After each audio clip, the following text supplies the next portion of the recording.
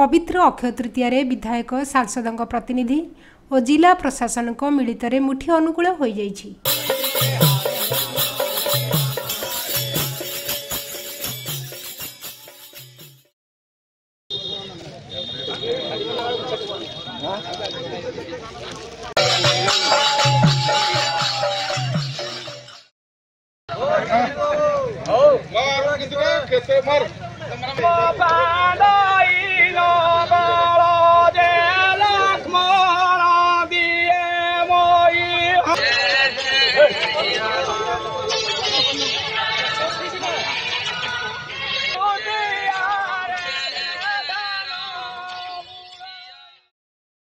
पर्व अक्षय तृतीया उपलक्षे देवगढ़ जिलावासी समस्त हार्दिक अभिनंदन जनाऊँगी। जो मुठी अनुकूल कम रियामाल ब्लॉक रे अनुष्ठित है जिला प्रशासन सहयोग एवं समस्त चाषीकूल सहयोग आगामी दिन में देवगढ़ जिलार ए वर्षर चाष भल हम एवं उपयुक्त हम और देवगढ़ जिलार चाषी मैंने वर्ष भल आय पाइबे, इंद्र सुवृष्टि करिवो एवं पाग मध्य अनुकूल रहिबो एवं यही अक्षय तृतीया उपलक्षे समस्ते एकत्रित होगा चाषी कूलर उन्नति पाई सरकार पाखे गुहारी करवा जहाँ जहाँ आवश्यक अच्छी सरकार पूरण करेंगे और आम पूरण करवा।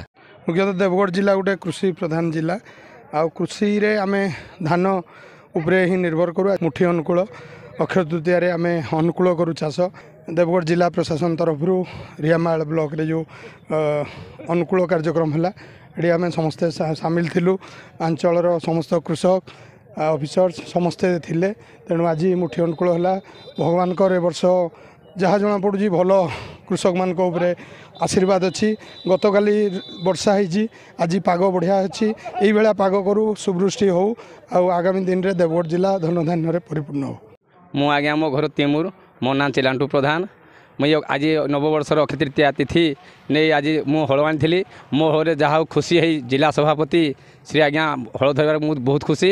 एसबू वर्षर नववर्ष हे राम लईक्षण जे दुई गोटी भाई राम फांदे लंगल गो लक्ष्मण फांदे मोई ओखे तृतीया रे गोधान जे बुणई हे दुई गोटी रे भाई हो।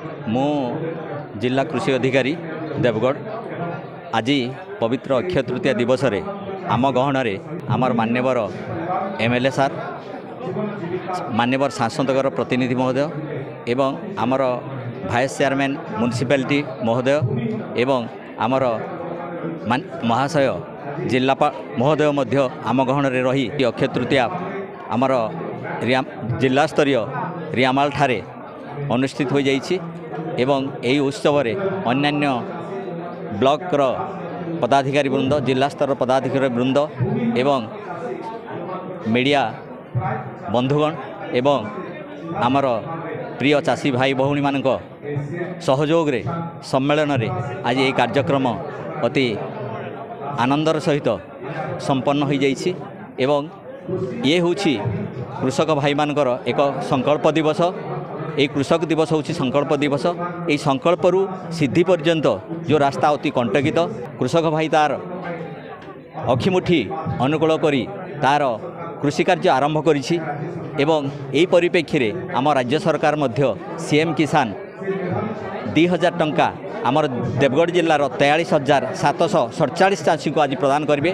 पाखापाखि आम जिला ये 8 ରୁ 9 कोटी टंका चाषी एकाउंट को सीधा सड़क जीव एवं प्राकृतिक विपर्य सहित मुकाबला करी चाषी तार पुणी सिद्धि रास्ता को जाए एवं से सिद्धि रास्ता सिद्धि हूँ जे पुणी सुनार फसल से अमल कर पुणी आउ गोटे उत्सव पालन कर नवान्न नुआखाई। नुआखाई रे से तार आराध्य ठाकुराणी ठारे नवान्न लागिकरी से नवान्न भक्षण करिथाए एवं सही परिप्रेक्षी में आम राज्य सरकार सीएम किसान माध्यम 2000 टंका चाषी को देवार प्रदान व्यवस्था रही। यही भाया आमर सीएम किसान द्वारा प्रदान द्वारा चाषी तार आवश्यक कृषि सामग्री किणी चाष करने को सक्षम होता है।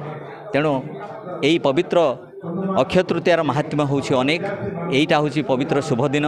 एटा को मध्य राज्य सरकार एटा कृषक मान को समर्पित करिसंती एवं ताको समर्पित करी एवं याको कृषक दिवस नाम रे मध्य नामित करा जायछि।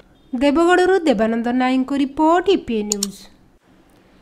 एमिति आउ किछि नुआ नुआ खबर जानिबा पई हम ईपीए चैनल को लाइक शेयर एवं सब्सक्राइब करने को भूलंतु नहीं।